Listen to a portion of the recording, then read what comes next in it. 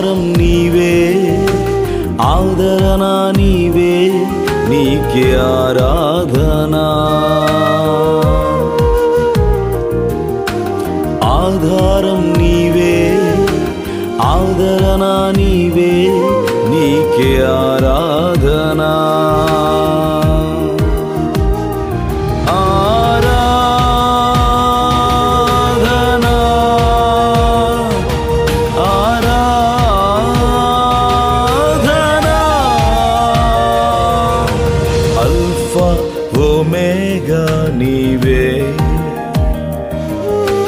Alpha omega నీవే,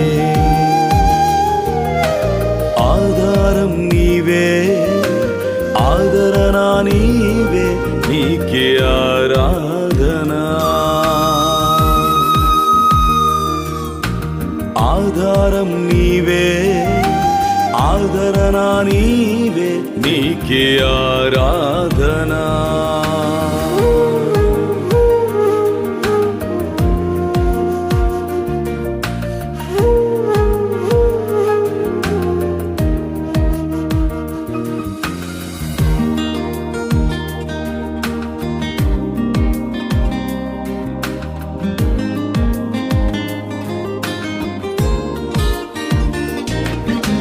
రక్తం కార్చావు, రక్షణనిచ్చావు, నీకే ఆరాధనా. సిలువలు మరణించి నాకు విడుదలనిచ్చావు, నీకే ఆరాధనా.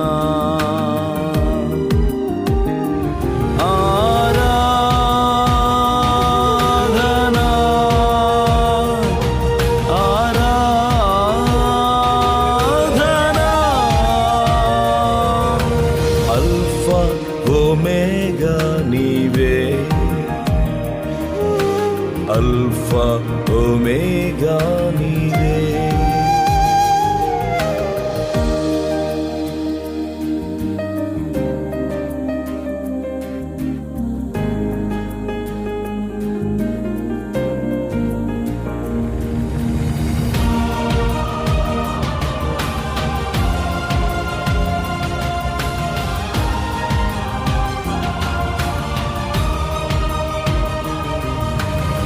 వాక్యమునిచ్చావు, వెలుగుతో నింపావు, నీకే ఆరాధనా. వాగ్దానమునిచ్చి నెరవేర్పును చూపావు, నీకే ఆరాధనా.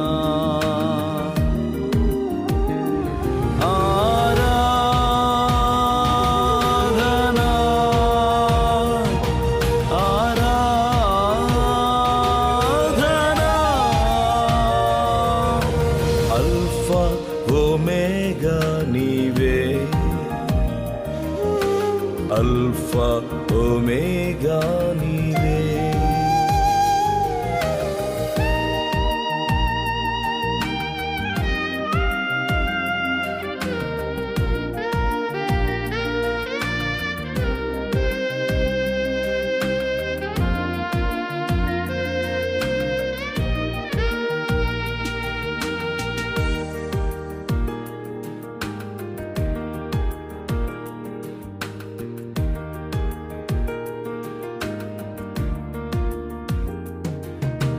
ప్రార్థన నేర్పావు, నన్ను ఫలింపచేసావు, నీకే ఆరాధనా. ఆత్మతో బలపరచి నాకు వరములనిచ్చావు, నీకే ఆరాధనా.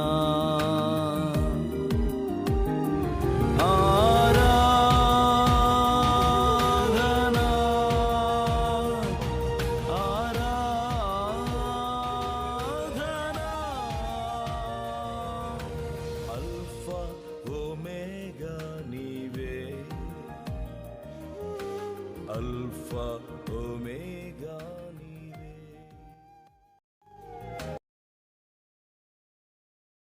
మన రక్షకుడు ప్రభు అయిన యేసుక్రీస్తు పరిశుద్ధ శ్రేష్ఠ నామములో మీ అందరికీ నా హృదయపూర్వకమైన వందనాలు తెలియజేసుకుంటున్నాను.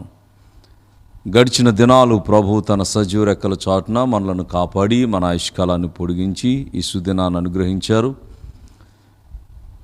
ఈ కార్యక్రమాన్ని ప్రార్థనతో ప్రారంభిస్తూ ఉన్నాను. దయచేసి మీరందరూ తల వంచి కళ్ళు మూసుకుని ప్రార్థనలో ఏకీభవించి ఈ కార్యక్రమం ముగింపు వరకు ఏకాగ్రతతో ప్రార్థనాపూర్వకంగా ఈ కార్యక్రమంలో మీరు పాల్గొనాలని ప్రేమపూర్వకమైన ఆహ్వానాన్ని మీకు తెలియజేస్తూ ఉన్నాను. ప్రార్థన చేద్దాం. మికిలి ప్రేమ నమ్మకములు కలిగిన మా పరలోకపు తండ్రి, దేవా, నీ ఘననామమునకు వందనాలు, స్తోత్రాలు. విడువను ఎడబాయనని వాగ్దానం చేసిన నీవు కంటి పాపగా మమ్మలను కాపాడుతూ మా ఆయుష్కాలాన్ని పొడిగించి శుభదినాన్ని ఇచ్చినందులకు స్తుతులు నాయనా.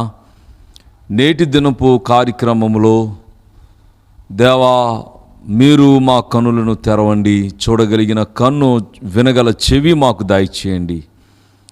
ఆధ్యాత్మికంగా మేము బలపడి ప్రతి విషయంలో విజయాన్ని సాధించడానికి, సైతాను శక్తులను మా కాళ్ళతో అనగద్రొక్కడానికి కావలసిన ఆత్మాభిషేకమును దయచేయండి. దేవా, ఈ ఆరాధనా కార్యక్రమము ద్వారా మీ నామాన్ని మహిమపరుచుకునమని ఇశ్రాయేలు చే స్తుతుల మీద ఆసీనుడైన నీవు మా హృదయ సింహాసనముపై ఆసీనులై మమ్మలను దీవించి ఆశీర్వదించుమని యేసు శ్రేష్ఠ నామములు అడిగి వేడుకొంచున్నాం పరమ తండ్రి. Amen, amen. వాక్య ధ్యానం కొరకు పరిశుద్ధ గ్రంథంలో నుండి లూకాసు వార్త 12వ అధ్యాయము 9వ వచనాన్ని చదువుతూ ఉన్నాను. బైబిల్ గ్రంథాలున్న వారు దేవుని వాక్యాన్ని దృష్టించాల్సిందిగా కోరుతా ఉన్నాను. మనుషుల ఎదుట నన్ను ఎరుగనను వానిని నేనును ఎరుగనని దేవుని దూతల ఎదుట చెప్పుదును. పిల్లరా, ప్రభు అయిన యేసుక్రీస్తు మానవ మాతృలమైనటువంటి మనకు తనను తాను బాహాటంగా కనపరుచుకున్నారు. మహిమలోకంలో, పరలోకంలో తండ్రి కుడిపార్శ్వమున ఉండవలసినటువంటి ఆయన శరీరధారిగా ఆయన ఈ లోకంలోనికి వచ్చి మనలాంటి రక్తమాంసములు కలిగిన వారుగా 33.5 సంవత్సరాలు ఈ లోకంలో జీవించారు.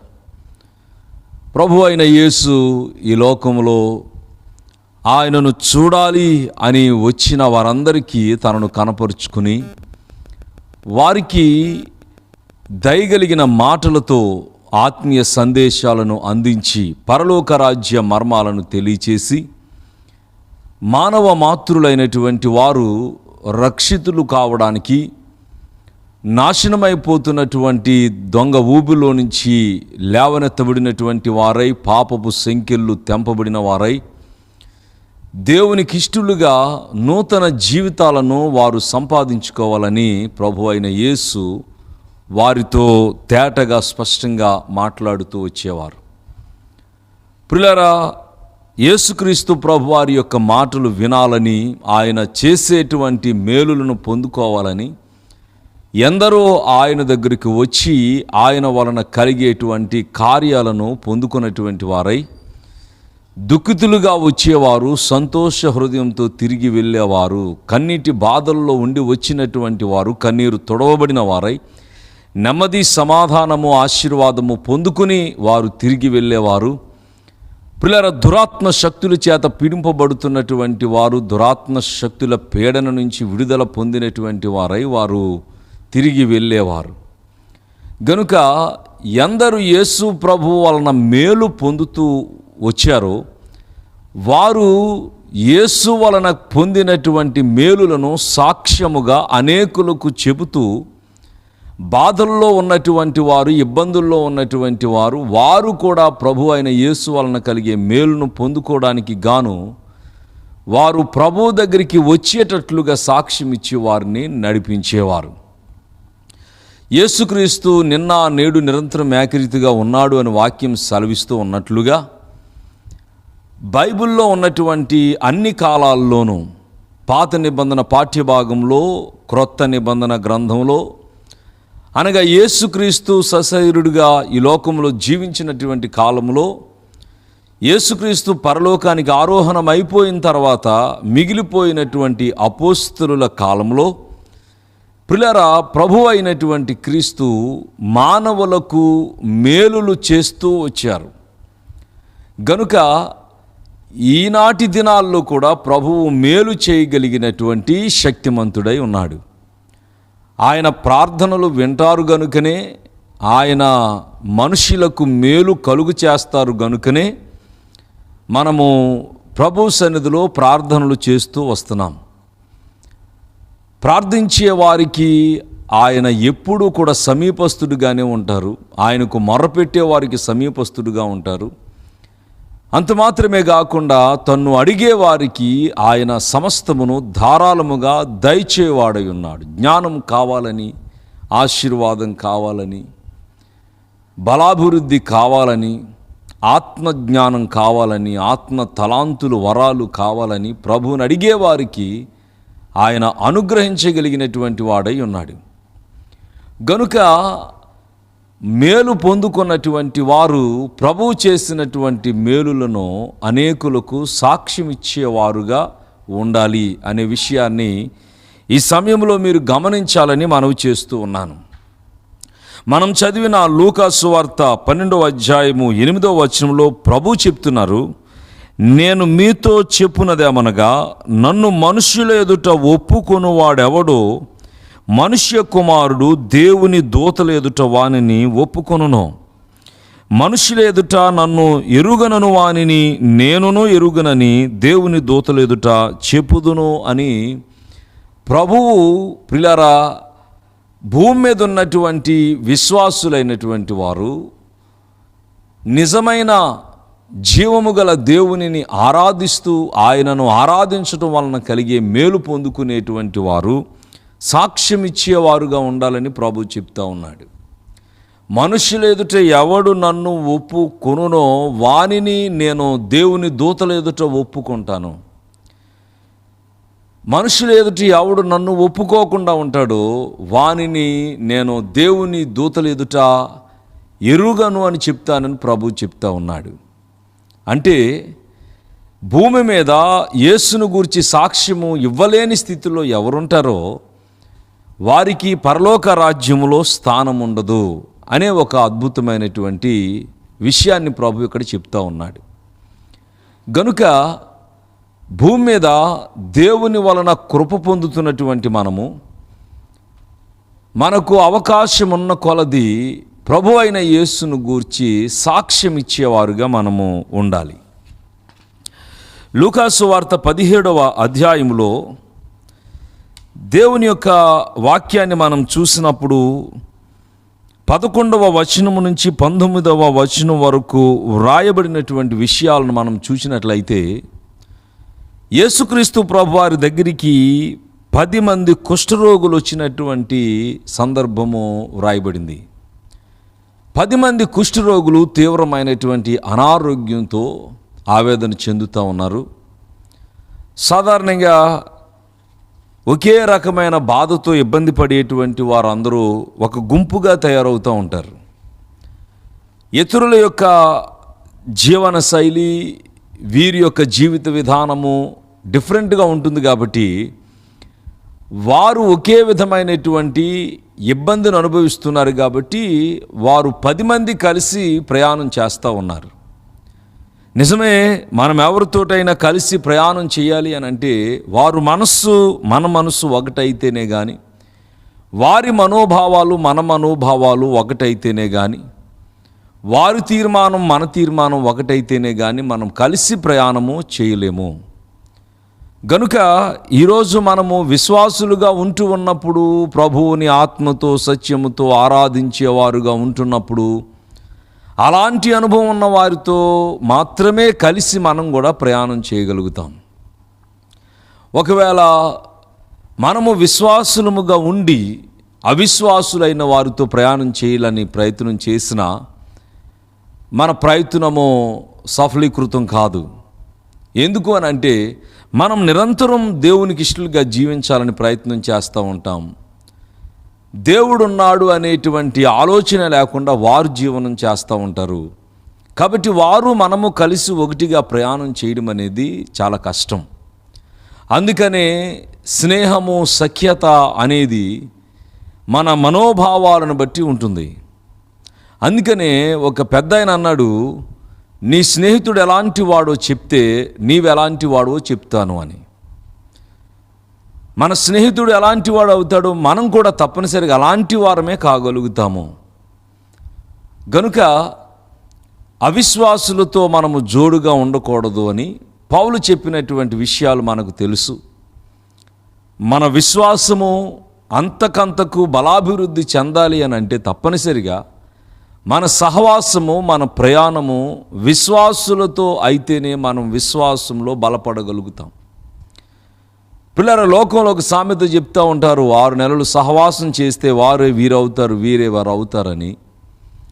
నిజంగానే మనము దేవుని ఎడల విశ్వాసము కలిగి లేని వారితో ప్రయాణం చేస్తే వారి అవిశ్వాసపు లక్షణాలు మనలోకి చేరుకునేటువంటి ప్రమాదం ఉంది. కనుక తప్పనిసరిగా విశ్వాస సంబంధులతోనే మనము ప్రయాణం చేయడం మంచిది. ఒకే సమస్యతో ఇబ్బంది పడుతూ ఉన్నటువంటి వారు ఒక గుంపుగా తయారయ్యారు. వీరు కుష్ఠరోగులు. పిల్లరా, వీరందరూ కలిసి యేసు ప్రభు వారికి ఎదురుగా వచ్చి దూరంగా నిలిచి ఆయన అడుగుతున్నారు, యేసు ప్రభు మమ్మల్ని కనికరించుము అని కేకలు వేస్తూ ఉన్నారు. దేవుని కరుణ, దేవుని వాత్సల్యత, దేవుని కృప, కనికరం ఉంటే మాకు స్వస్థత కలుగుతుంది అని వారికి చక్కటి విశ్వాసం కుదిరి యేసు ప్రభు దగ్గరికి వచ్చారు. వారు యేసు ప్రభువుని అడుగుతున్నారు, మమ్మల్ని స్వస్థపరచండి, మమ్మల్ని కనికరించండి అని కేకలు వేస్తూ ఉంటే ప్రభు చెప్పినటువంటి మాట లూకా సువార్త 17వ అధ్యాయము 14వ వచనంలో, ఆయన వారిని చూచి మీరు వెళ్ళి మిమ్ములను యాజకులకు కనుపరుచుకొనుడని వారితో చెప్పెను. వారు వెళ్ళుచుండగా శుద్ధిలైరి అని. ప్రభు చెప్పినటువంటి మాట మిమ్మల్ని యాజకులకు కనపరుచుకోండి అని దేవాలయపు దిశను వారికి చూపించాడు. వారు సాక్ష్యార్థమై యాజకులకు కనపరుచుకోవాలి అనంటే వారు తప్పనిసరిగా దేవాలయం యొద్దకు వెళ్ళాల్సినటువంటి అవసరత ఉంది. గనుక తప్పనిసరిగా ఇబ్బందిలో ఉన్నటువంటి వారు వారి సమస్యకు పరిష్కారం అంటూ ఉందని తెలిస్తే ఆ పరిష్కారము వైపుగా వారు అడుగులు వేస్తారు. సమస్యకు పరిష్కారము లేదు అని అనేక మంది భావిస్తూ ఉన్నటువంటి పరిస్థితులు మనకు తెలుసు. చాలామంది ఈ కష్టాల నుంచి మమ్మల్ని లేవనెత్తేవారు లేరు. ఈ శ్రమలు, ఈ శోధనలు, ఈ ఇబ్బందులు, ఇరుకులు ఇలాగే కలకాలం ఉండిపోతూ ఉన్నాయి, మా జీవితాలు ఇలాగే ముగించబడతాయని నిరాశతో దినాలు గడుపుతున్నటువంటి వారు చాలామంది ఉన్నారు. వారికి ఏదైనా పరిష్కారము ఉంది అని తెలిస్తే గనుక వారికి అంతకంటే సంతోషకరమైనటువంటి మాట ఇంకేది ఉండదు. అయితే బైబిల్ గ్రంథం చెప్తూ ఉంది ఏమనంటే, ప్రతి మనిషి జీవితంలో అలుముకున్నటువంటి సమస్యకు పరిష్కారము ప్రభు అయిన యేసు మాట. ప్రభు అయిన యేసు శిలువ బలియాగము వలన యేసుక్రీస్తు నా కొరకు చనిపోయారు అనేటువంటి విషయాన్ని మనము నమ్మి విశ్వసించి యేసును మన సొంత రక్షకునిగా అంగీకరించడం వలన మన జీవితంలో ప్రతి సమస్యకు పరిష్కారాన్ని మనం సంపాదించుకోగలుగుతాం. ఒకవేళ నేడు ఇలాంటి సమస్యలో నేనున్నాను అనే స్థితిలో నీవు ఉన్నట్లయితే ప్రభు అయిన యేసును నీ హృదయంలోనికి నీవు చేర్చుకుని ఆయన మాటను నీవు నమ్మి ఆయన వాక్యాన్ని నీ హృదయంలో భద్రం చేసుకుని ఆయనకిష్టుడుగా జీవించడానికి నీవు తీర్మానం తీసుకుంటే నీ జీవితంలో అలుముకున్నటువంటి సమస్యను పరిష్కారం చేయగలిగినటువంటి శక్తి సామర్థ్యాలు కలిగినటువంటి వాడు ప్రభు అయిన యేసు క్రీస్తు. గనుక ఆనాడు శరీరధారిగా మనుష్యులతో ఉంటూ సమస్యలను పరిష్కరించినటువంటి ప్రభువే ఈ దినాల్లో ఆత్మరూపిగా మన మధ్యన ఉంటూ ఉన్నారు. ప్రభువైన యేసుక్రీస్తు వాగ్దానాల్లో ఒకటి, ఎక్కడ 2-3 నా నామమున ఏకీభవిస్తారో వారి మధ్యలో నేనుంటానని. గనుక మన మధ్యలో ప్రభు ఉంటున్నాడు అనే విషయాన్ని మనము గ్రహించి ఆయన ద్వారా మేలు కలుగుతుంది, ఆయన ద్వారా దీవెన కలుగుతుంది అని మనము నమ్మిన వారమైతే మన జీవితంలో అలుముకున్న చీకటి పారుద్రోలబడి నెమ్మది, సమాధానము అనేవి మన జీవితాల్లో వికసించగలుగుతాయి.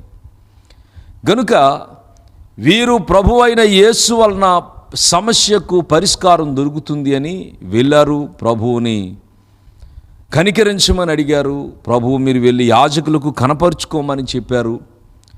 వారు అలాగూ యాజకులకు కనపరుచుకోవడానికి దేవాలయం వైపుగా వెళ్తూ ఉన్నప్పుడు వారిలో క్రియ ప్రారంభమైంది. వారిలో శుద్ధి అనేది ప్రారంభమై వారు శుద్ధులయ్యారు.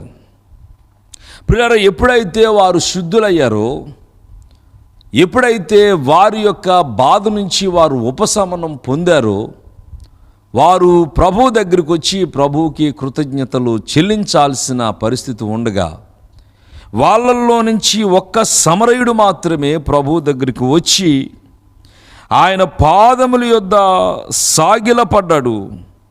ఆయనకు కృతజ్ఞతాస్తుతులు చెల్లిస్తూ ఉన్నాడు. అప్పుడు ప్రభు చెప్పినటువంటి మాట, 10 మంది శుద్ధులయ్యారు కదా, మరి మిగిలిన 90 ఎక్కడున్నారు?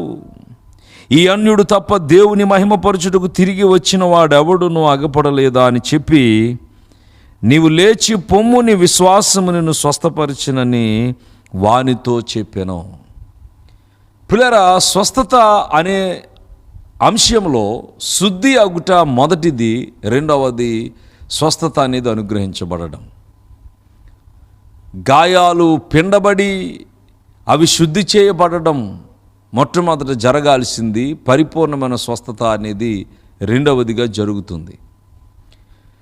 ఈ 9 మంది కుష్ఠరోగుల పరిస్థితి ఎలా ఉందంటే, వారు శుద్ధి అయితే అదే చాలనుకుని వారు వెళ్ళిపోతూ ఉన్నారు. కానీ కృతజ్ఞత కలిగిన వాడుగా తిరిగి వచ్చిన ఈ సమరయుడికి పూర్తి స్వస్థత అనుగ్రహించబడినట్లుగా దేవుని వాక్యాన్ని బట్టి మనము గమనించవచ్చు. ఎందరూ స్వస్థత పొందారో, గెరాసేనీయుల దేశంలో ఉన్నవాడు కానివ్వండి, లేకపోతే పాపపు సంఖ్యల నుంచి విడుదల పొందిన సమరయ స్త్రీ కానివ్వండి, వారు మౌనంగా ఉండలేదు. కానీ వారు వెళ్ళి ప్రభు వలన పొందిన కార్యాన్ని గురించి అనేకులకు సాక్ష్యం ఇచ్చి ప్రభు దగ్గరికి నడిపించగలిగారు. ఈ దినాల్లో దేవుడు మనకు కలుగు చేస్తున్నటువంటి మేలులను బట్టి మనము ప్రభువు నిమిత్తమైనటువంటి చక్కటి సాక్ష్యాన్ని చెప్పగలిగిన వారుగా ఉంటూ, సాక్ష్యమిస్తూ మన జీవిత కాలములో దేవాది దేవునికి మహిమా ప్రభావములను మనము ఆరోపించవలసిన వారమై ఉన్నాము. అదే ప్రభు చెప్తున్నారు, మనుషులెదుట నన్నెవడు ఒప్పుకుంటాడో వానిని గూర్చి దేవదూతల ఎదుట ఒప్పుకుంటాను, అంటే వానికి పరలోక రాజ్యములో చోటు దొరుకుతుంది అని. ఎవడు మనుషుల ఎదుట నన్ను ఎరగనంటాడో వానిని నేను దేవదూతల ఎదుట కూడా ఎరుగనంటానని ప్రభు చెప్తున్నారు. గనుక మనకు అనుగ్రహించినటువంటి ఈ జీవిత కాలంలో ప్రభువును గూర్చి సాక్ష్యం ఇచ్చేవారుగా మనం ఉందాము. పరిపూర్ణమైనటువంటి దీవెనను మనము సంపాదించుకుందాము. అలా కాకుండా దేవునికి మనలను మనం మరుగు చేసుకునేవారుగా ఉండద్దు అనే విషయాన్ని మీకు తెలియచేస్తూ ఉన్నాను. ఏదెను వనములో ఆదాము హవ్వలు ప్రతి చల్లపూట ఏదెను వనములోనికి ప్రభు అయిన యెహోవా వస్తూ ఉన్నప్పుడు ఆయనతో చక్కగా సంభాషిస్తూ ఉండేవారు, ఆయన సన్నిధిని అనుభవిస్తూ ఉండేవారు. కానీ ప్రభువు చేయొద్దని ఆజ్ఞాపించినటువంటి ఆజ్ఞను వారు అతిక్రమించినప్పుడు వారు ప్రభువుకు తమను కనపరుచుకోలేకపోయారు. వారు ప్రభువుకు తమను కనపరుచుకోలేకుండా దేవుడైన యెహోవా స్వరమును వారు వినినప్పుడు వారు చెట్ల చాటును దాక్కున్నారు. ప్రభు అడిగాడు, మీరు ఎక్కడున్నారు అని అడుగుతూ ఉంటే నేను దిగంబరినిగా ఉన్న కారణం చేత నేను చెట్ల చాటున దాక్కున్నాను అంటే ప్రభు అడుగుతున్నాడు, మీకు దిగంబరిత్వాన్ని గురించి తెలియచేసింది ఎవరు? మీరు దిగంబరులని మీకు తెలియపరిచింది ఎవరు? నేను మీకు ఆజ్ఞాపించిన ఆ వృక్ష ఫలాన్ని తినొద్దని చెప్పినట్లుగా మీరు దానిని తినకుండా ఉండలేదా అని అడుగుతూ ఉన్నాడు ప్రియులారా. గనుక వారు ఆజ్ఞను అతిక్రమించిన కారణం చేత ప్రభువుకు తమను కనపరుచుకోలేకపోతూ ఉన్నారు. వారి ఆజ్ఞాతిక్రమము, వారి యొక్క దుస్థితి దేవుని ఎదుటకు వారు రాకుండా ఆటంకాన్ని కలుగు చేస్తూ ఉంది. ఈ దినాల్లో దేవునికి మీరు మిమ్మును కనపరుచుకోకపోవడం ద్వారా మీరు మీ పాపస్థితిని వెల్లడిస్తూ ఉన్నారేమో. ప్రభు మీకు కలుగు చేసిన మేలులను బట్టి దేవుని నామాన్ని మహిమపరుస్తూ ఆయన గురించి సాక్ష్యమిస్తూ మిమ్ములను మీరు కనపరుచుకోవడానికి, యాజకులకు కనపరుచుకోవడానికి మీరు దేవాలయములలోనికి వెళ్ళి గడిచిన కాలమంతా ప్రభు మమ్మల్ని కాపాడాడు గనుక మేము ప్రభువు కొరకు సాక్ష్యం ఇవ్వాలని ఆశపడుతున్నామని సాక్ష్యం ఇచ్చేవారుగా ఉండడము గొప్ప ఆశీర్వాదకరమైన అంశము. నేను దేవునిని ఎరగను అని నేను చెప్పినట్లయితే నన్ను గురించి దేవదూతల ఎదుట ఆయన ఒప్పుకోకుండా ఉంటానని ప్రభువు చెప్తా ఉన్నాడు. గనుక ఆయన వలన ఎరగబడిన మనము ఆయనను గూర్చి ఎరిగినటువంటి విషయాలను మనము ప్రకటించడంలో ముందుకు సాగిపోవాలి. మన జీవిత కాలములో భూమి మీద మనము గడిపిన ప్రతిదినము ఆయన కరుణ, ఆయన వాత్సల్యత, ఆయన ప్రేమ మనం అనుభవించకుండా లేము. మనము ఈరోజు ఆరోగ్యవంతులుగా ఉండడానికి, ఎన్నో విషయాల్లో దీవెనకరంగా ఉండడానికి కారణం ప్రభువే అని ఎరిగినటువంటి మనము ప్రభువును గూర్చి సాక్ష్యం ఇవ్వాలి. పరిశుద్ధ లేఖనాల్లో చూసినప్పుడు ప్రభు అయిన దేవుడు మనలను పరిపూర్ణంగా ఎరిగిన వాడై ఉన్నాడు. మనము ఆయనకు మనలను మరుగుపరుచుకోలేము. గనుక ఆయనకు మనము కనపరుచుకొనుట ఎంతో ఆశీర్వాదకరము. ఇర్మియా గ్రంథం 1వ అధ్యాయం 4వ వచనంలో ఇర్మియాతో దేవుడు మాట్లాడుతున్నాడు. ఏమనంటే, యెహోవా వాక్కు నాకు ప్రత్యక్షమై ఇలాగు సెలవిచ్చెను, గర్భములో నేను నిన్ను రూపింపక మునిపే నిన్నెరిగి తిని, నీవు గర్భము నుండి బయలుపడక మునిపే నేను నిన్ను ప్రతిష్ఠించి తిని, జనములకు ప్రవక్తగా నిన్ను నియమించి తిని. తల్లి గర్భములో పిండముగా రూపొందింపబడక మునుపే ఇర్మియాను ఎరిగాను అని చెప్తా ఉన్నాడు. భూమి మీద జన్మించిన ప్రతి మనిషి యొక్క జన్మానికి కారణం దేవుడే. దేవుని కృప లేకుండా మనము, దేవుని అనుగ్రహం లేకుండా మనము ఈ లోకంలోనికి రాలేదు ప్రియులారా. మనము భూమి మీద ఇంత శ్రేష్టమైన జీవితాన్ని కలిగి ఉండడానికి కారణం ప్రభువే. మన జీవితాలకు ఆరంభము ఆయనే. మన జీవితాలకు ఆరంభమై ఉన్నటువంటి ప్రభువుని ఎరిగిన వారుగా మనం ఉండడము ఎంత ఆశీర్వాదకరము, ఎంత సంతోషకరము. కీర్తనల గ్రంథము 139వ అధ్యాయాన్ని మనము చదివినట్లయితే ఆయన మనలను కలుగు చేసినటువంటి అద్భుతమైనటువంటి విధానాన్ని ప్రియులారా మనం అక్కడ గమనించవచ్చు. కీర్తనల గ్రంథం 139వ అధ్యాయం 13వ వచనంలో, నా అంతరింద్రియములను నీవే కలుగు చేసితివి, నా తల్లి గర్భమందు నన్ను నిర్మించిన వాడవు నీవే, నీవు నన్ను కలుగు చేసిన విధము చూడగా భయమును ఆశ్చర్యమును నాకు పుట్టుచున్నవి, అందును బట్టి నేను నీకు కృతజ్ఞతాస్తుతులు చెల్లించుచున్నాను అని కీర్తనాకారుడు ప్రభువుని స్తుతిస్తూ ఉన్నాడు. దేవుని యొక్క సృష్టి క్రమాన్ని మనం చూసినప్పుడు 6 దినాల్లో దేవుడు సృష్టిని కలుగు చేసినప్పుడు నోటి మాట ద్వారా, కలుగునుగాక అనే ఒక మాట ద్వారా ప్రభువు యావత్ సృష్టిని కలుగు చేశాడు. ఈనాడు ఈ విశ్వంలో దృశ్యమైనది ఏదైతే మనకు కనబడుతుందో, భూమి, ఆకాశం, సూర్యచంద్ర నక్షత్రాలు సమస్తము కూడా కలుగునుగాక ఆయన నోటి మాట ద్వారా కలుగు చేశాడు.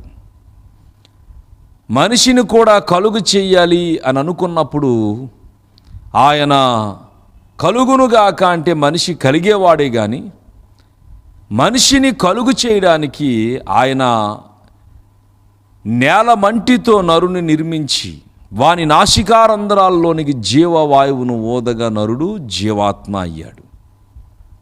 ఇది ఆదాము యొక్క నిర్మాణం. సాటి అయిన సహాయము చేయుదును అని అనుకున్నప్పుడు ఆదాము పురుషుడై ఉన్నాడు, అలాగే ఒక స్త్రీ కలుగునుగాక అని స్త్రీని కలుగు చేయొచ్చు. కానీ ఆదాము ప్రక్కటెముకల్లో నుంచి ఒక ఎముకను తీసి స్త్రీనిగా చేసి ఆదాముకు సాటి అయిన సహాయమునివ్వడం ద్వారా ఆదాముకు అధికమైన మేలును కలుగు చేశాడు దేవుడు. గనుక ఆదాము నిర్మాణం కానివ్వండి, హవ్వ నిర్మాణం కానివ్వండి, వీరిద్దరూ చాలా ప్రత్యేకమైన వారు. ఈ సృష్టిలోనే చాలా ప్రత్యేకమైన వారు. గనుక మనిషిని తన స్వహస్తాలతో నిర్మించడంలో దేవుని యొక్క నిర్మాణము, దేవుని యొక్క ప్రేమ మనకు అర్థం కాగలుగుతాయి. దేవుని ప్రేమను గురించి చెప్పడానికి ఎన్నో విషయాలు జ్ఞానులు, పండితులు చెప్పారు. ఒక తల్లి చాలా ఐశ్వర్యవంతురాలు, తన దగ్గర చాలామంది దాసి జనాంగం ఉంటారు. గనుక ఎవరైనా ఒక స్త్రీని పిలిచి, ఒక సర్వెంట్ని పిలిచి నా బిడ్డకు నీవు అన్నం తినిపించు అని అంటే ఆ సర్వెంట్ ఆ చిన్న బిడ్డకు అన్నం తినిపించగలదు. కానీ ఆ తల్లి తన స్వహస్తాలతో తన చిన్న బిడ్డకు, పసిబిడ్డకు ఆ అన్నం తినిపించడం ద్వారా ఎంతో సంతృప్తిని పొందుకోగలుగుతుంది. చాలామంది స్త్రీలైనటువంటి వారికి ఉన్న ఉద్యోగ బాధ్యతలను బట్టి, పని ఒత్తిళ్లను బట్టి వారు ఇళ్లకు దూరంగా వెళ్ళిపోయినప్పుడు పిల్లల్ని ఎవరికో అప్పగించి వెళ్తారు. ఆ చిన్న బిడ్డకి అన్నం తినిపించమనో, లేకపోతే ఏడ్చినప్పుడు ఇవి తినిపించమనో ఏదో కొంత ఫుడ్ మెటీరియల్ ఇచ్చి వారు జాబ్కి వెళ్ళిపోతారు. పిల్లరా మరలా తిరిగి వచ్చినప్పుడు సాయంకాలం ఆ బిడ్డలకు తమ చేతులతో ఆహారాన్ని తినిపించడం ద్వారా ఆ తల్లుల హృదయంలో ఎంతో గొప్ప సంతృప్తి ఉండగలుగుతుంది. అలాగూ ఎంతోమంది సర్వెంట్స్ ఉన్నప్పటికీ కూడా తన స్వహస్తాలతో ఆహారాన్ని తినిపించాలి అని కోరుకోవడానికి కారణం తన హృదయంలో ఉన్నటువంటి మాతృప్రేమ. దేవుడు కూడా మనిషిని కలుగు చేయాలనుకున్నప్పుడు మనిషిని ఈ సృష్టిలో ఉన్న ఒక పక్షిలాగా, ఒక జంతువులాగా ఉండడానికి ప్రభు కలుగు చేయలేదు. కానీ తన కుమారుడిగా ఉండడానికి, తన రూపములో, తన పోలికలో మనిషిని కలుగు చేసుకోవాలని ఆయన సంకల్పించాడు. కాబట్టి ఆయన స్వహస్తాలతో మనిషిని కలుగు చేస్తూ ఉన్నాడు. గనుక మనము దేవుని హస్తకృత్యమై ఉన్నాము, ఆయన వలన నిర్మించబడి ఉన్నాము. నియమింపబడిన దినములలో ఒకటైన కాకమునుపు ఒక స్త్రీ కన్సీవ్ అయిందనే దాన్ని నిర్ధారణ చేయడానికి కొంత సమయం పడుతుంది. కానీ ఆ సమయము వారు ఎరగక ముందే దేవుడు దానిని ఎరిగిన వాడై ఉన్నాడు. తల్లి గర్భములో మనకు కావలసినటువంటి భద్రతను అనుగ్రహించి వాడై ఉన్నాడు. భూమి మీద మనము సురక్షితంగా అడుగు పెట్టడానికి ప్రభు కృప చూపుతూ ఉన్నాడు. ప్రియ దేవుని బిడ్డలారా, మనము నాసా అంతరిక్ష పరిశోధన కేంద్రాన్ని కానీ, లేకపోతే శ్రీహరికోటలో కానీ శాస్త్రవేత్తలు ఒక శాటిలైట్ని రాకెట్ ద్వారా వేరొక గ్రహం మీదకి పంపుతూ ఉన్నప్పుడు వారు ఎంత ఆసక్తితో దాన్ని జరిగిస్తూ ఉంటారు. ఆ రాకెట్ నిప్పులు కక్కుకుంటూ అంతరిక్షంలోనికి వెళ్ళిపోతూ ఉన్నప్పుడు శాస్త్రవేత్తలు అందరూ ఆ ల్యాబ్స్లో ఉండి చాలా చక్కగా ఆ రాకెట్ నియమింపబడిన మార్గంలో వెళ్తూ వీరు అనుకున్న క్యాలిక్యులేషన్ ప్రకారమే అది గమ్యాన్ని చేరుకునేదిగా ప్రయాణం చేస్తుందని చాలా ఉత్కంఠగా ఎదురు చూస్తూ ఉంటారు. అది భూకక్షను వదిలి అంతరిక్షంలో ప్రయాణం చేస్తూ ఉన్నప్పుడు దాని ప్రయాణాన్ని బట్టి, దాని ప్రయాణంలో ఒక్కొక్కటి వీరి అంచనాల మేరకు అది గురిని చేరుకుంటూ ఉన్నప్పుడు చాలా ఉత్కంఠగా వారు ఎదురు చూస్తూ చివరికి ఆ శాటిలైట్ అది చేరాల్సినటువంటి స్థానానికి చేరుకున్న తర్వాత, దాని ఆర్బిట్లోకి అది చేరుకున్న తర్వాత వీరందరూ ఎంత ఆనందంతో కేకలు పెడతారో, హర్షధ్వానాలు చేస్తారో, స్వీట్స్ తినిపించుకుంటారో, ఆ పరిస్థితి వర్ణింపనలవి కానిది. అలాగే దేవుడు భూమి మీద ఒక మనిషిని జన్మింపచేస్తూ ఉన్నప్పుడు 9 మాసాలు తల్లి గర్భములో ఆ శిశువు భద్రంగా ఉండి సురక్షితంగా భూమి మీద అడుగు పెట్టగానే పరలోకమంతా ఎంతో ఆనందంతో, ఎంతో సంతోషంతో, పండగ వాతావరణంతో మనము ఒక మనిషిని భూమి మీదకి ప్రవేశపెట్టగలిగాము. ఎవరు ఈ మనిషి అని అంటే అతడు ఖచ్చితంగా దేవుని కుమారుడై ఉన్నాడు. దేవుని రూపములోనే అతడు కలుగు చేయబడ్డాడు. గనుక పుట్టినటువంటి ఒక శిశువును ఖచ్చితంగా దేవుడు ఒక అద్భుతమైనటువంటి విధానములోనే భూమి మీదకి పంపించాడు. ప్రసంగి గ్రంథము 7వ అధ్యాయము 29వ వచనంలో రాయబడిన మాటను మనం చూస్తే, ఇది ఒకటి మాత్రము నేను కనుగొంటిని, ఏమనగా దేవుడు నరులను యథార్థవంతులుగా పుట్టించెను గాని వారు వివిధమైన తంత్రములు కల్పించుకొని ఉన్నారు. దేవుడు నరులను యథార్థవంతులుగా ఆయన పుట్టించాడు. పుట్టిన ప్రతివాడు యథార్థవంతుడే. పుట్టిన ప్రతివాడు దేవుని పోలికను కలిగి జన్మించినటువంటి వాడే. భూమి మీద పుట్టినటువంటి బిడ్డను బట్టి తల్లిదండ్రులు సంతోషిస్తారు. అలాగే ఆ బిడ్డ యొక్క బంధువులు చాలా చక్కగా సంతోషిస్తారు. కానీ భూమి మీద ఉన్నటువంటి మనుషులు సంతోషించడం కంటే కూడా పరలోకంలోనే గొప్ప సంతోషం కలుగుతూ ఉంది. గనుక భూమి మీద జన్మించిన ప్రతి బిడ్డను దేవుడిచ్చాడు అనేటువంటి యెహోవా దయ వలన నేనొక కుమారుణ్ణి సంపాదించుకున్నాను అని లేయా చెప్పినట్లుగా దేవుడు అనుగ్రహించినటువంటి బిడ్డలను బట్టి మనం దేవుణ్ణి స్తుతిస్తూ వారికి దేవుని యొక్క ఆలోచన, దేవుని యొక్క ఉద్దేశం, దేవుని యొక్క తలంపు చెబుతూ పసిప్రాయము నుంచి వానికి దైవ భక్తిని నేర్పించగలుగుతూ వారు కూడా దేవునికి కృతజ్ఞతాస్తుతులు చెల్లించేవారుగా వారిని పెంచాలి. అప్పుడు వారు దేవునికి ఇష్టమైన వ్యక్తులుగా భూమి మీద జీవిస్తూ అనేక మందికి ప్రయోజనకరంగా ఉంటారు, అనేక మందికి సహాయపడేవారుగా ఉంటారు, అందరి మన్ననలు పొందుకునేవారుగా ఉంటారు. ఒక ఉపయుక్తమైన సాధనంగా తీర్చిదిద్దబడడం ద్వారా దేవుని ఉద్దేశము సఫలీకృతం కాగలుగుతూ ఉంది.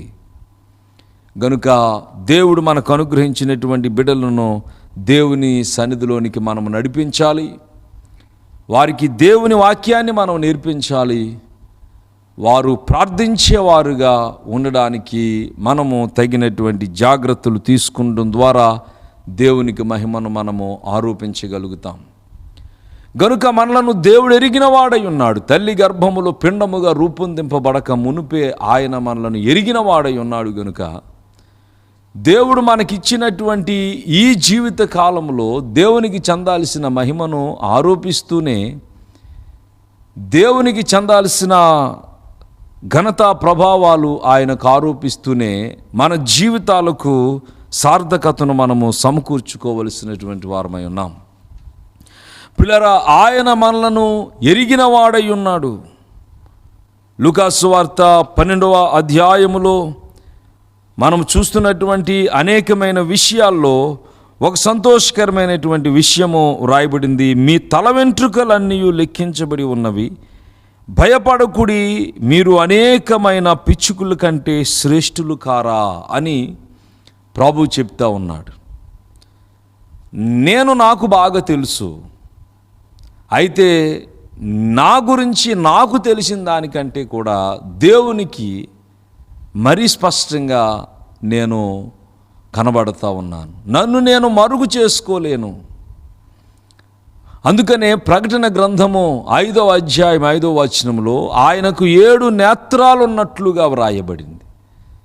దేవునికి 7 నేత్రాలు ఉన్నాయి అనే ఉద్దేశం, ఆ మాట రాయడంలో ఉద్దేశం ఏంటంటే ఆయన నేత్రము, ఆయన చూపు పరిపూర్ణమైనది, సంపూర్ణమైనది.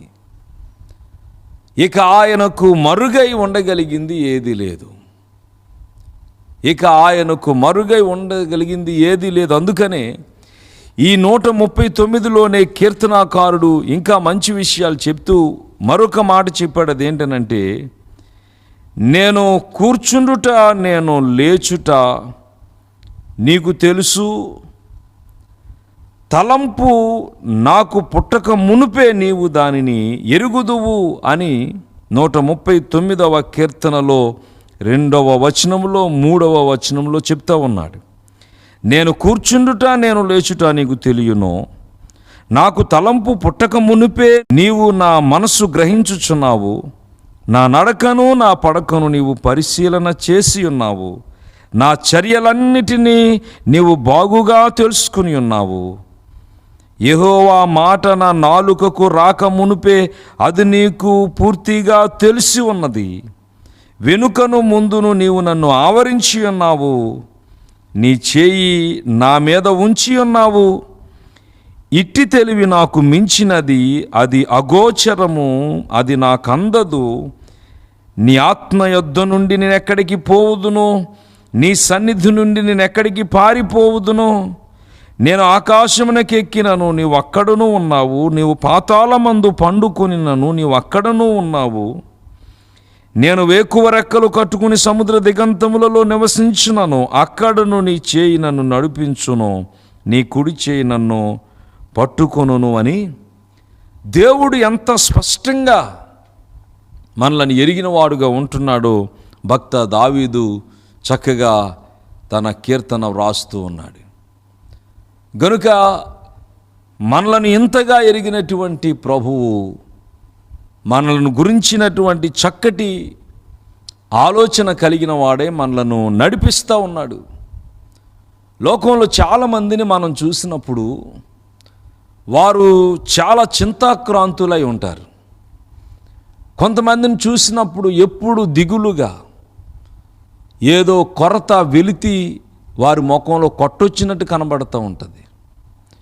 వారు చాలా సంతోషకరమైన ఈవెంట్స్కి వెళ్తూ ఉంటారు, బంధువుల మధ్య స్నేహితుల మధ్య కూర్చుంటారు, అక్కడ ఉన్న వారందరూ నవ్వుతుంటారు. వీరేమో ముఖంలో చాలా దీనత్వాన్ని ప్రదర్శిస్తూ ఉంటారు. ఎందుకు మీరు అలాగున్నారంటే చింత చింత చింత చింత. పిల్లల వారు ఎంతో ఆవేదనతో జీవిస్తూ ఉంటారు. చాలా కొరతను వారు కలిగి ఉన్నట్లుగా వారు పైకి కనబడుతూ ఉంటారు. కానీ దేవుని వాక్యంలో యేసును కలిగినటువంటి వారు, యేసుక్రీస్తు నా సొంత రక్షకుడు అని చెప్పగలిగిన వారెవ్వరూ కూడా జీవితంలో అలాంటి చింతను ఇతరులకు కనపరిచేవారుగా ఉండడానికి దేవుని వాక్యం ఒప్పుకోదు. ఎందుకు అనంటే ఆయన మిమ్మును గూర్చి చింతించుచున్నాడు గనుక మీ చింత యావత్తు ఆయన మీద వేయండి అని దేవుని వాక్యం సెలవిస్తూ ఉంటుంది. చాలా సందర్భాల్లో చాలామంది అనుకుంటారు ఇలాగా, నన్ను ఎవరు పోషిస్తారు, నా గురించి ఎవరు ఆలోచిస్తారు, నన్ను ఎవరు పట్టించుకుంటారు, అసలు నాకంటూ ఈ లోకంలో ఎవరున్నారు, అసలు నాకు బ్యాంక్ బ్యాలెన్సే లేదే, నా పితరులు నాకు సంపాదించి ఇచ్చింది ఏమీ లేదే, మేము చాలా దారిద్ర్యతలో ఉన్నాము, మేము చాలా ఒంటరివారుగా ఉంటున్నాం, మమ్మల్ని ఎవరు పట్టించుకునేవారు లేరు, మా మంచి చెడ్డలు తెలుసుకునేటువంటి వారే ఎవరూ లేరు అని చెప్పి చాలామంది కృంగిపోతూ ఉంటారు. కానీ ప్రభువు చెప్తూ ఉన్నాడు, విత్తని ఆకాశ పక్షులను చూడండి, అవి విత్తవు, కొయ్యవు, కొట్లలో కూర్చుకొనవు, అయినను పరలోకపు తండ్రి వాటిని పోషిస్తూ ఉన్నాడు అని.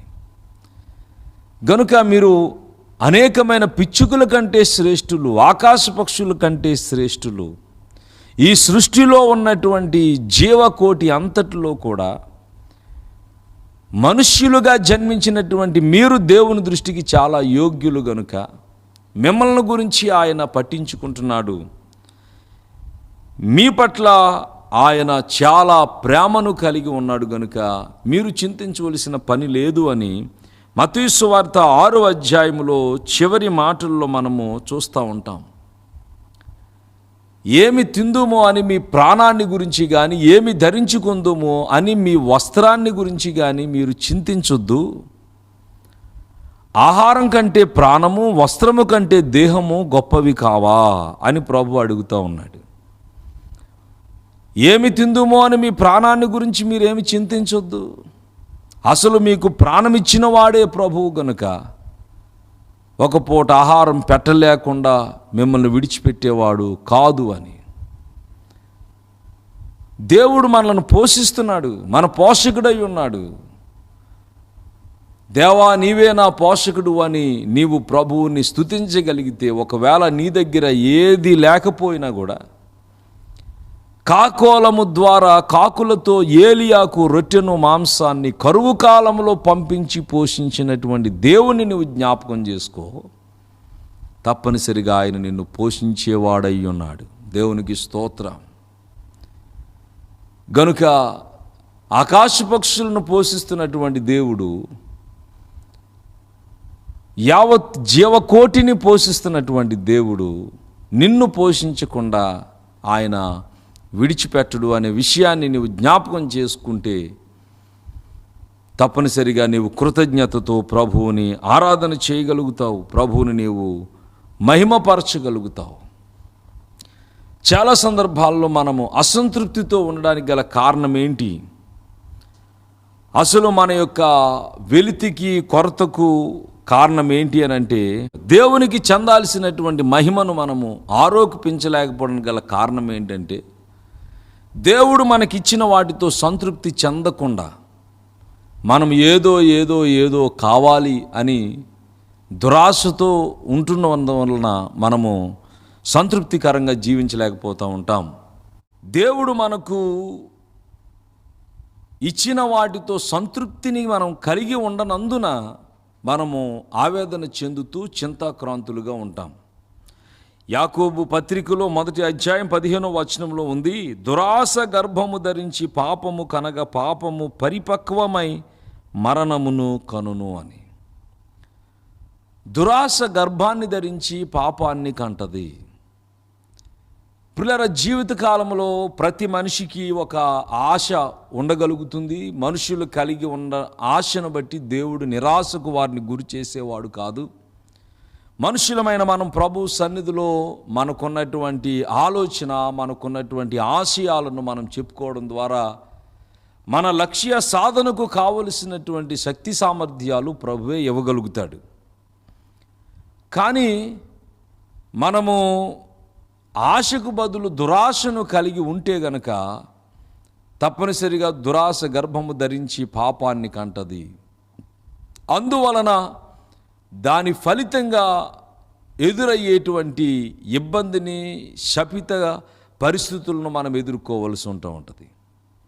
గనుక మనము కలిగి ఉన్నటువంటి ఒక ఆశ, నేను నా కుటుంబం ఆశీర్వదించబడి రక్షింపబడి దేవుని కృపలో దినదినము మేలులను పొందుకుంటూ సాతాను వలన కలిగే కీడు నుంచి తప్పించబడాలి అని మనం కోరుకుంటే, యబ్బేజు ప్రార్థన విని యబ్బేజు ప్రార్థనకు జవాబునిచ్చిన దేవుడు మన ప్రార్థనలకు కూడా జవాబునివ్వగలుగుతాడు. కీర్తన గ్రంథం 20వ అధ్యాయం 4వ వచనంలో ఏం రాయబడిందంటే, కీర్తనలు 24లో ఏం రాయబడిందంటే, ఆయన నీ కోరికను సిద్ధింపచేసి నీ ఆలోచన యావత్తును సఫలపరుస్తాడు అని. గనుక మనము కలిగి ఉన్నటువంటి లక్ష్య సాధన కొరకు ప్రభువుని అడగాలి, ప్రభువుని బ్రతిమలాడాలి. గొప్ప కార్యాలు చేయగలిగినటువంటి దేవుడు మన పక్షంగా బాహువు చాపి మనల్ని సంతృప్తిపరచగలుగుతాడు. గనుక దేవునిని ఎరిగినటువంటి వారము మనము, దేవునిని ఎరిగినటువంటి మనము, దేవుని వలన కలిగే మేలులను అనుభవిస్తున్నటువంటి మనము ఈ మేలులను గూర్చి, దేవుని శక్తిని గూర్చి అనేక మందికి చాటి చెప్పడం ద్వారా ప్రభువును మహిమపరచగలుగుతాము. తద్వారా పరలోక రాజ్యంలో మనకు చోటు కలుగుతుంది. లేకపోతే మనము ఈ లోకంలో దీనస్థితిలో మిగిలిపోవడం మాత్రమే కాకుండా పరలోక రాజ్యంలో మనం చోటు సంపాదించుకోలేకపోతూ ఉంటాం. కనుక ఈ కడవరి దినాల్లో, ఈ దుర్దినాల్లో, ఈ అంత్య దినాలు భయానకమైనటువంటి దినాలు, ప్రజలందరూ భయభ్రాంతులుగా ఉంటున్నటువంటి ఈ దినాల్లో దేవుడు మనలను కాపాడి ముందుకు నడిపిస్తూ ఉన్నాడు. దేవుని దయ వలన, దేవుని కృప వలన సజీవులుగా ఉంటున్నటువంటి మనము ఎలాగ మన జీవితాలను దేవునికి సమర్పణ చేద్దాము అనే ఆలోచన కలిగి దేవుని ఇష్టాన్ని నెరవేర్చడానికి మనలను మనం సమర్పించుకుందాం, ప్రతిష్ఠించుకుందాం. ప్రభువుకు చెందాల్సిన ఘనత ప్రభావాలు ప్రభువుకే ఆరోపిద్దాం. దేవుడి కొద్ది మాటలు మన వినికిడిలో ఫలింపు చేయునుగాక. ఆమేన్. ప్రార్థన చేసుకుందాం. అందరూ తల వంచి కళ్ళు మూసుకోండి. ప్రేమగల దేవా, కృపగల తండ్రి, నీ పరిశుద్ధ శ్రేష్ఠ నామమునకు వందనాలు. నీ ఉచితమైన కృప, నీ అనుగ్రహ మహదైశ్వర్యమును బట్టి గడిచిన దినాలు మమ్మల్ని కాచి కాపాడారు. ప్రభువా, మా జీవిత కాలంలో మీరు చేసినటువంటి సమస్తమైన మేలులను తలంచుకుని నీకు కృతజ్ఞతాస్తుతులు చెల్లిస్తూ, నీ దయ వలన సజీవులుగా భూమి మీద మిగిలి ఉన్నటువంటి మేము మా జీవిత కాలములో ఏ రీతిగా నిన్ను మహిమపరచగలమో అటు రీతిగా నిన్ను మహిమపరచడానికి కావలసినటువంటి శక్తి, బలము మాకు దయచేయమని ప్రార్థన చేస్తూ ఉన్నాం. ప్రభువా, ఇదిగో తండ్రి, ప్రకటించబడిన వాక్యం ప్రతి వారి హృదయాల్లో మొలకలెత్తాలని ప్రార్థన చేస్తున్నాను. ప్రభువా, ఎవరు చింతతో, ఎవరు వేదనతో జీవిస్తూ ఉన్నారు, వారి చింత తొలగించబడి, వారి వేదన తుడిచివేయబడి ప్రతివారు క్షేమము, సమాధానము, సంతోషకరమైన జీవితాలను కలిగి ఉండాలని ప్రార్థన చేస్తూ ఉన్నాను. ప్రభువా, నీకు వందనాలు. ఎలాంటి విజయాలు పొందాలని బిడ్డలు ఎదురు చూస్తున్నారో అలాంటి గంభీరమైన విజయాలు బిడ్డలకు ఇవ్వండి. నాయనా, నీ బిడ్డల కన్నుల బాష్ప బిందువులను తుడిచి సమయోచితమైన సహాయమును వారికి అందించండి. ప్రయాణములు చేయుచున్న వారి ప్రయాణములలో నీ కాపుదల దయచేయండి. నీ బిడ్డలను నీవు ప్రేమించి ఇచ్చిన ఉద్యోగాలు, వ్యాపారాలు, వ్యవసాయాల్లో గొప్ప దీవెనలు బిడ్డలు అనుభవించడానికి సహాయం చేయండి. విద్యాదశలో ఉన్న విద్యార్థులను మీరు దీవించి జ్ఞానము, బలము వారికి అనుగ్రహించి వారి చదువుల్లో వారు ప్రజ్ఞాశాలులుగా ఉండడానికి సహాయము చేయండి. నీ దాసుడును ప్రార్థిస్తూ ఉన్నాను. నిరుద్యోగ యువతను కనికరించి జీవనాధారాన్ని మీరు చూపించండి. వివాహ వయసు వచ్చిన వారికి యోగ్యమైన జీవిత భాగస్వాములను దయచేసి పరిశుద్ధ వివాహాలు జరిగించండి.